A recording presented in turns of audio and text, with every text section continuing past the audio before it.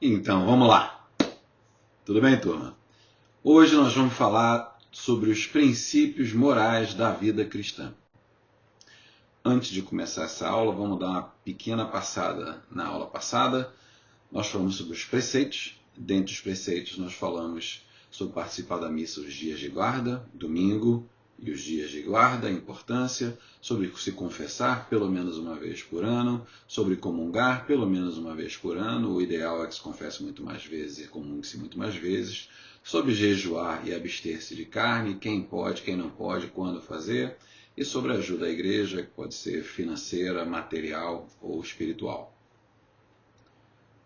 Panorama rápido sobre a passagem da aula passada. Vamos entrar então sobre os princípios morais da vida cristã. Nós hoje vamos falar em especial sobre amor a Deus e ao próximo, sobre justiça social, sobre a responsabilidade pessoal, sobre o respeito pela vida, fidelidade e integridade e caridade de serviço. O primeiro princípio, amar a Deus e ao próximo. Na verdade, essa frase cobre os 10 mandamentos.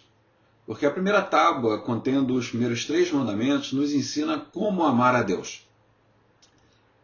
A segunda tábua, contendo os outros 7 mandamentos, nos ensina como amar ao próximo. Na verdade, nos ensina o que nós devemos fazer ou o que nós devemos não fazer para desenvolver as virtudes que nos levam a amar o nosso irmão. E amando o nosso irmão segundo os mandamentos, nós estamos amando a Deus. Então, amar a Deus, as primeiras 3 mandamentos da primeira tábua, amar ao próximo, os 7 mandamentos da segunda tábua. Como é que nós podemos amar a Deus e amar ao próximo? Primeiro, a partir da oração e da adoração. A oração, como um puro diálogo de amor, a oração nos permite desenvolver essa intimidade, essa conexão com Deus. Através dessa conexão, nós recebemos a graça. O que é a graça? A graça é Deus nos mostrando como amá-lo da forma que ele entende amar. Ou seja, é entender o amor de Deus com uma mensagem, com uma capacidade divina. A forma como ele entende amar. Então, quanto mais graça nós recebemos, mais nós amamos a Deus, mais nós conhecemos a Deus, mais nós nos conectamos com Deus. Então, através da oração e através da adoração, desse movimento de amor a Deus, a adorá-lo constantemente, é que nós desenvolvemos então a prática de concentrarmos em glorificar a Deus nas nossas ações, através dos conhecimentos adquiridos no nosso processo de aprendizado, como a catequese, por um exemplo, a liturgia também, a missa é outra forma de aprendizado, nós desenvolvemos então o conhecimento de glorificar a Deus e através das nossas ações nós glorificamos a Deus. Através das orações e da adoração, nós desenvolvemos a intimidade com Deus. E com isso nosso amor por Deus cresce. A outra forma é a obediência aos mandamentos. Como nós falamos, os mandamentos nos ensinam a desenvolver as virtudes que nos permitem tanto amar a Deus quanto amar ao próximo, como Deus nos amou. Essa é a mensagem dele. Então, nós vamos ter uma aula dos 10 mandamentos, e nessa aula nós vamos passar pelos mandamentos, mas ao passar pelos mandamentos, o nosso foco não é não faça tal, em não agir dessa forma, desenvolvemos as seguintes virtudes.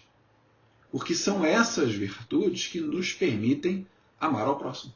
E, consequentemente, amar a Deus. Participação nos sacramentos. Por quê? É a participação nos sacramentos que permite que nós recebamos a graça para que nós possamos desenvolver o amor, não só o amor natural, como o amor sobrenatural, amar o divino, porque essas graças nos conectam. Para começar, nos iniciam. O batismo nos inicia na igreja, nos permite tornar filhos de Deus, certo? A Eucaristia vai nos permitir, então, entrar em comunhão física com Deus. A Crisma nos permite confirmar a nossa espiritualidade, a nossa decisão do amor a Deus. E aí, o matrimônio, que é a união de dois com Deus, se for necessário, a unção dos enfermos. Para quem optou pela ordem, então a bênção da ordem. E nós temos, para nos ajudar no processo de purificação, nós temos então o sacramento da penitência, que é a confissão. Então, ao trabalharmos os sacramentos, ao vivermos os sacramentos, nós estamos vivendo a mensagem divina, a mensagem que Jesus nos deixou para nos ajudar no nosso caminho da salvação. Então, a participação nos sacramentos é fundamental para o nosso caminho da salvação. Daí a importância de vocês estarem fazendo o OCIA, de vocês terem os 3 primeiros sacramentos da iniciação, para que vocês possam viver os outros sacramentos, com exceção. Não com exceção, porém, a ordem somente se vocês forem seguir o sacerdócio. Se não, seria no caso o matrimônio, para participar especificamente desses sacramentos. A outra forma é o amor ao próximo em si, tanto por obedecer os sacramentos, quanto obedecer os mandamentos, quanto por participação nos sacramentos, quanto do desenvolvimento de um amor maior, da caridade divina, através da oração e da adoração. Mas agora é efetivamente você trazer todos esses conhecimentos e toda essa evolução espiritual e o desenvolvimento da virtude da caridade dentro de você, começar a transformar isso em ação para o próximo. É difícil, nós vivemos num mundo egoísta, num mundo de vitória, um mundo em que, se você briga com o irmão e você vence a briga, você sai com a sensação de vitória, quando na verdade você está em uma derrota, porque a briga com o irmão não é uma ação de Deus, é uma ação do inimigo. E na verdade, na medida que você, de alguma forma, prejudica o seu irmão, apesar de sair com uma sensação de que você ganhou um debate, ou você ganhou uma luta, uma briga, não, você satisfez a necessidade do inimigo de nos separar, de não tratar o nosso irmão com caridade. Então, a importância da ação de você, no momento que tem um momento de raiva, não vamos falar mais sobre virtudes, e também mais tarde, em outra aula, sobre os vícios, né, os pecados capitais. No momento em que você se permite desenvolver a ira, é o momento que você se afasta das mensagens de Deus e se aproxima dos vícios do inimigo. Então, transformar todo esse conhecimento da oração, da adoração, da obediência aos mandamentos, da participação nos sacramentos, na vida em comunidade, da participação na missa, viver os mandamentos no dia a dia, transformar em ação, é que você começa a ter as suas obras. Essas obras é que vão demonstrar, de fato, o seu amor ao próximo. Certo? Através de ações como a solidariedade, como um serviço desinteressado, servir ao irmão por amor a Deus, servir aos necessitados, realmente se preocupar com os necessitados, com os marginalizados, com aqueles que não receberam as mesmas bênçãos que você recebeu, se preocupar de transformar essas bênçãos que você recebe num benefício que não são somente seus. Essas são formas de você amar a Deus e amar ao próximo. Seguindo para o próximo princípio moral da nossa igreja, vamos falar um pouco sobre justiça social. A justiça social, o princípio da justiça social, é 100% baseado na transformação dos seus atos, do entendimento da mensagem de Cristo, para proteger a dignidade humana. Dignidade humana, por quê? Porque nós fomos feitos à imagem e à semelhança de Deus. Então, ao respeitar a dignidade da criação divina, nós estamos respeitando a Deus. Então, a justiça social são todas as ações que nós tomamos e que a igreja toma para a busca do bem comum, para o estabelecimento de uma sociedade mais justa e que proteja os mais necessitados. Então, por exemplo, a solidariedade. Essa capacidade de nós podermos nos preocupar, mas mais que nos preocupar, de nós termos um compromisso, certo? Um compromisso com o bem-estar de todos, com o bem-estar da estrutura social. Aí a preocupação com relação a voto, a garantir que as pessoas que estão em posição de poder estão em posição de criar um ambiente de justiça social. Então é muito mais amplo do que simplesmente se ajudar ao irmão. É garantir a criação de um ambiente onde a estrutura da sociedade esteja buscando o bem comum. É uma preocupação constante com os mais vulneráveis. Estar vulnerável é fase, são momentos. Hoje você pode estar forte. Ontem, talvez, você tenha estado vulnerável. E foi a preocupação de um irmão, ouvindo os mandamentos de Jesus, ou de uma comunidade que te suporta e te atende, que te ajudou a sair desse momento de vulnerabilidade para um momento de força. E é no momento de força agora que você vai buscar aqueles que estão vulneráveis para ajudar na criação de um ambiente de bem comum. Então, essa é a questão, esse é o lado da solidariedade. E nessa mesma linha nós temos então a questão da subsidiariedade. Subsidiariedade, a palavra é difícil, mas é o conceito de que as decisões precisam ser tomadas o mais próximo possível daqueles afetados pela decisão. Uma pessoa sentada num gabinete da capital pode até ter um entendimento instintivo ou conceitual, mas não tem um entendimento tão forte das consequências de certas decisões quanto aqueles afetados pela decisão. Portanto, quanto mais perto dos afetados, quanto maior é a proximidade dos afetados da pessoa que tomará a decisão, melhor será essa decisão. Então, essa é a importância de uma estrutura de representação para que o que chegue aos que tomem a decisão nos níveis decisórios tenham a verdade, não versões da verdade, mas a verdade daqueles afetados. Para quê? Para que essa decisão não seja uma decisão que fortaleça ou beneficie uma microsociedade, um grupo específico. Porque, passando para o próximo tópico, que é o bem comum, essas decisões têm que ser criadas de forma a que permita uma plena realização de todas as pessoas das suas missões, das contribuições pelas quais elas vieram a esse mundo. A contribuição a este mundo e a contribuição ao reino de Deus.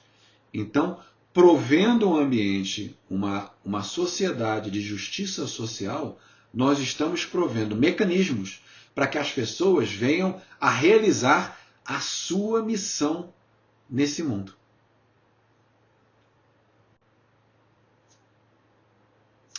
E para que nós possamos lutar para prover essa justiça social, é importante que nós tenhamos uma consciência muito grande de qual é a nossa responsabilidade pessoal nesse processo. Como dizia Mateus, Deus, em uma das suas conversas, deixou muito claro que sede perfeitos como o vosso Pai Celeste é perfeito.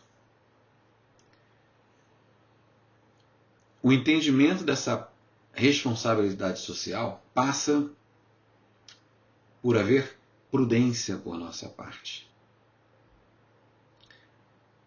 O que é a prudência? A prudência é uma das virtudes. A prudência é essa capacidade de você discernir entre o bem e o mal. Você ter a capacidade de entender quais são as ações que te aproximam do bem e quais são as ações que te afastam do mal. Certo? Outra justiça. A justiça é mais uma virtude cardial. Certo? Nós temos as virtudes teologais, que são a fé, a esperança e a caridade, e nós temos as virtudes cardiais, que são a prudência, a justiça, a temperança e a fortaleza. Tá? Então, a justiça é mais uma virtude que dá de você ter o total entendimento que, independente das circunstâncias, nós precisamos dar a cada um o que lhe é devido, mesmo que isso signifique sacrifícios pessoais. Se a outro é devido, a este que deve ser dado. A César o que é de César, ao homem o que é de homem, a Deus o que é de Deus. Uma outra virtude cardial é a virtude da fortaleza, que é essa capacidade de você perseverar no bem diante de adversidades. Você fazer o bem quando está tudo bem é muito mais fácil do que você ter força de fazer o bem quando existe uma adversidade, quando existe algo em que fazer o bem pode não ser bom para você naquele momento. É a capacidade de você estar comprometido com fazer o bem acima de tudo.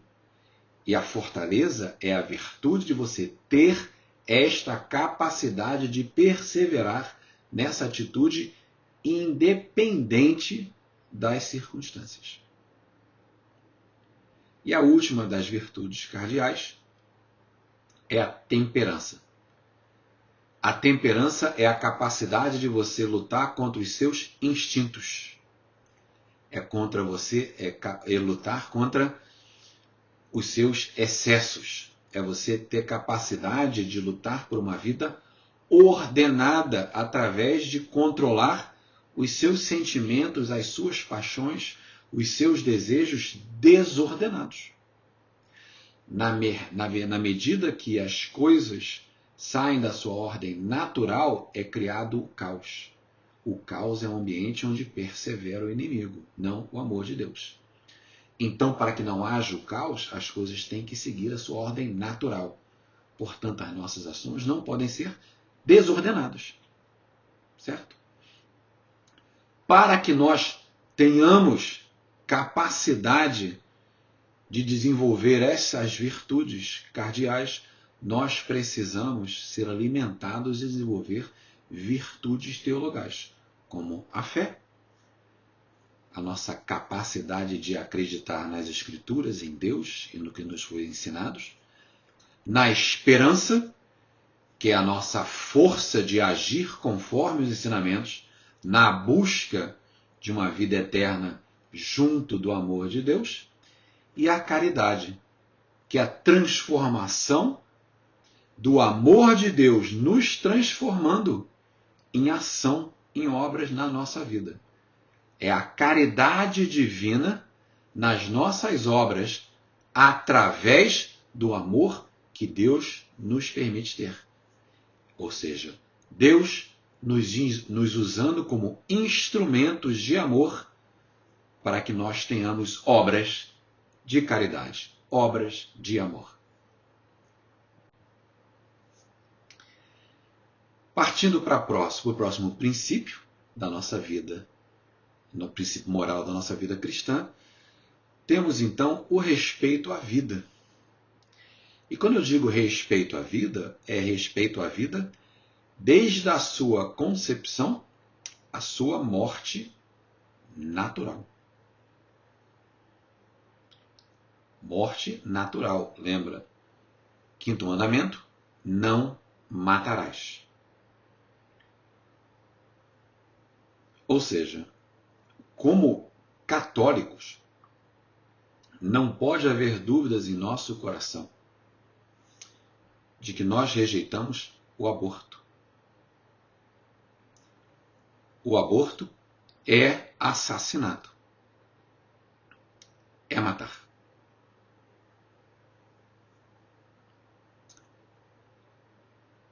Temos a rejeição à eutanásia.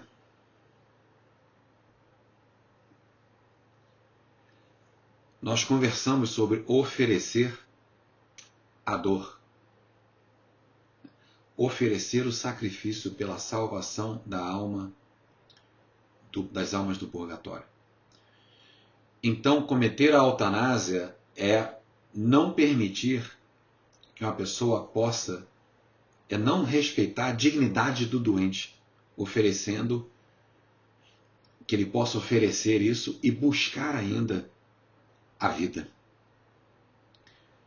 Então, como um católico, em vez de aprovar a eutanásia e permitir a morte, nós temos que buscar formas para cuidados paliativos e oferecer conforto sem eliminar a vida. Essa é a nossa função. Proteger a vida, acima de tudo. Para isso nós rejeitamos a violência, qualquer tipo de violência, inclusive a guerra. Nós entendemos que tem guerras que são necessárias pelo bem comum, por coisas mais importantes para uma justiça social, mas essas são exceções. Porque todas as ações que nós tomamos pela dignidade humana, pela proteção da vida desde a sua concepção, são ações para nós demonstrarmos a nossa reverência e o nosso cuidado com a criação. Como Deus pediu a Adão, guardai e vigiai. Ou seja, cultivar e guardar a criação. Deus especificamente pediu a Adão para criar da Eva. Mas Deus, ao mesmo tempo, pede que nós façamos o mesmo com a criação. Cultivar e guardar. Proteger acima de tudo.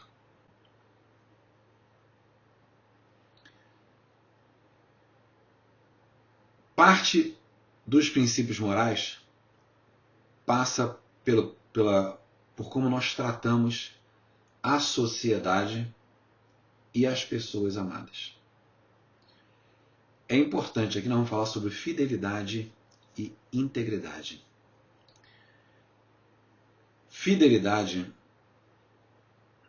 está vinculada aqui à fidelidade no matrimônio. Por quê? É a importância da proliferação da criação divina. A base da nossa igreja é a igreja doméstica, que é também a base da nossa sociedade.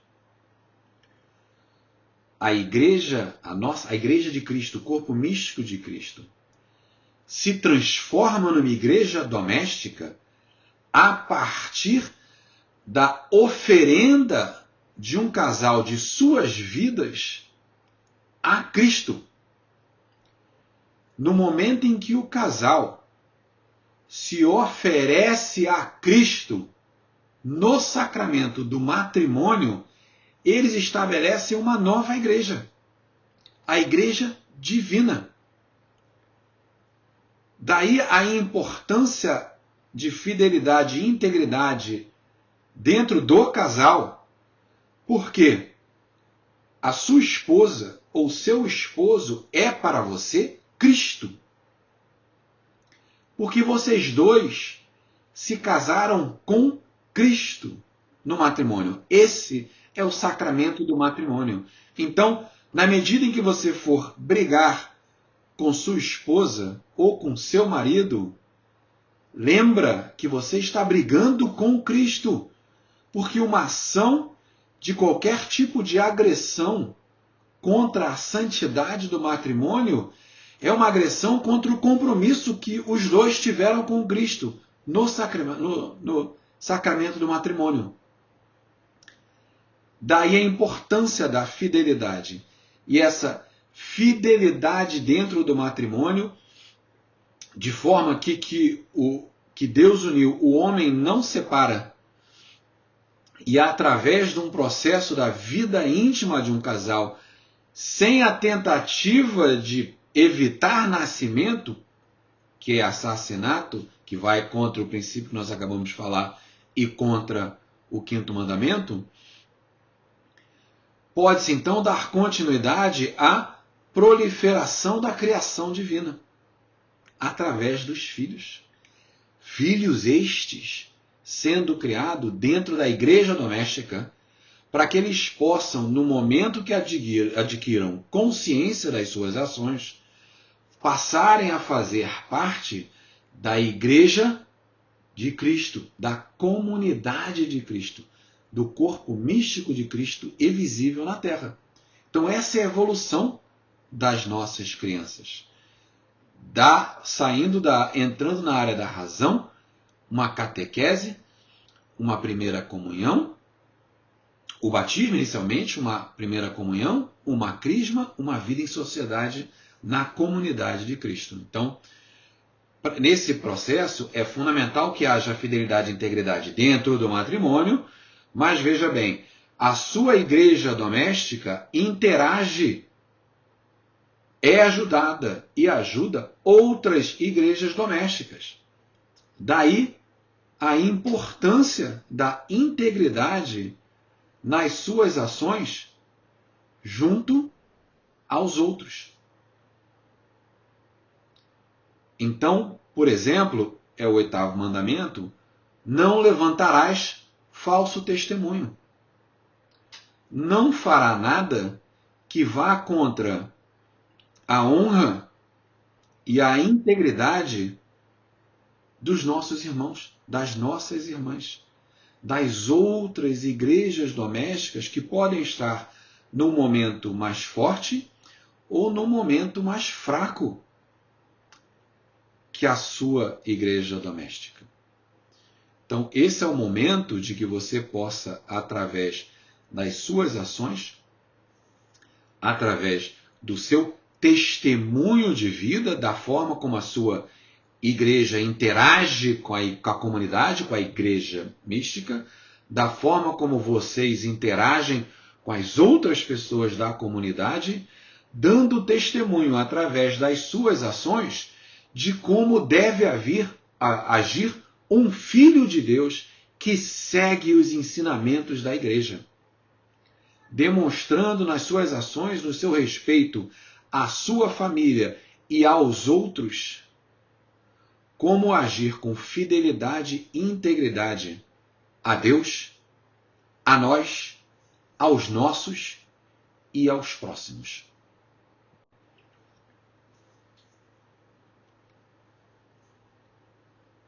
O que fizestes a um destes meus irmãos mais pequeninos, a mim o fizestes.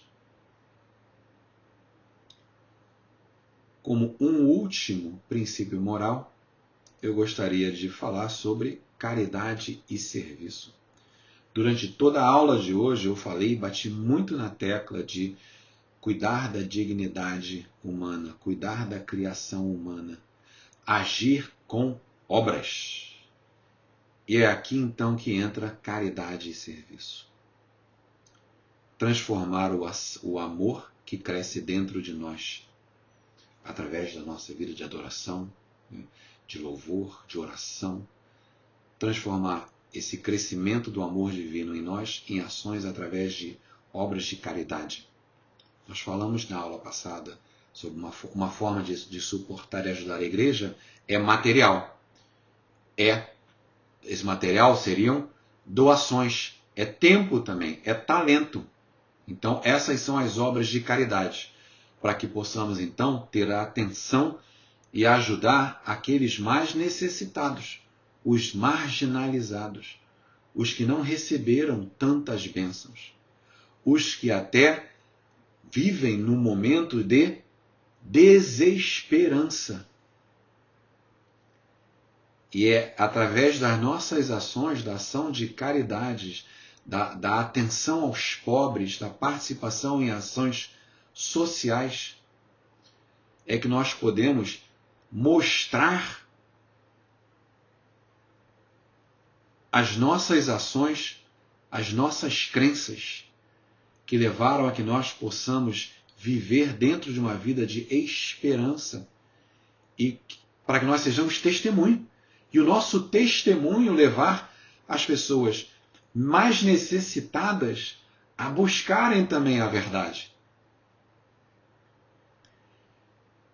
É a nossa caridade, também é a nossa responsabilidade social, porque ter essa responsabilidade para buscar a justiça social, para demonstrar o amor ao próximo, não é um sentimento, é um dever moral e social do católico.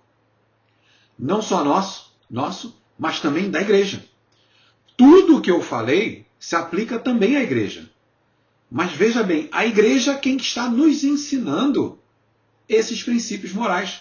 E a igreja o faz. Como já comentei em outras aulas, é a maior entidade de caridade e cuidado e atenção às necessidades do mundo. Por centenas de anos. Então, a igreja vem provando, através das suas ações, da sua demonstração de amor a Deus e ao próximo, a nós, da sua luta pela justiça social do mundo, servindo como ponte em negociações, daí a palavra pontífice, o negociador maior, nesse caso entre nós e Deus, mas também o negociador maior com crises do mundo, através de nos ensinar a responsabilidade social e através de ter responsabilidade institucional nas suas ações, através do respeito à vida por todas as suas ações sociais, caridade, serviço e respeito à vida, através das suas obras de misericórdia, através dos seus ensinamentos, através da motivação a cada um de nós e através das suas ações sociais. A igreja também participa junto conosco de transformar em ação os princípios morais da vida católica. E ninguém mais, quem como Deus, mas ninguém mais do que Jesus Cristo pode e deve ser usado como imitação, como modelo de caridade. Sendo Deus, ele se fez homem, viveu as nossas dores, agiu em os mais necessitados através de cura, de compaixão, serviu com humildade. Ele fala, ele não veio para ser servido, mas para servir. E se ofereceu num sacrifício maior, em sua paixão, para nos redimir dos nossos pecados, nos ensinar o caminho de salvação, e ressuscitou, abrindo o caminho aos céus e permitindo a esperança de uma vida eterna para cada um de nós. Fico hoje por aqui. Muito obrigado. Deus os abençoe. Uma semana abençoada e nos vemos semana que vem.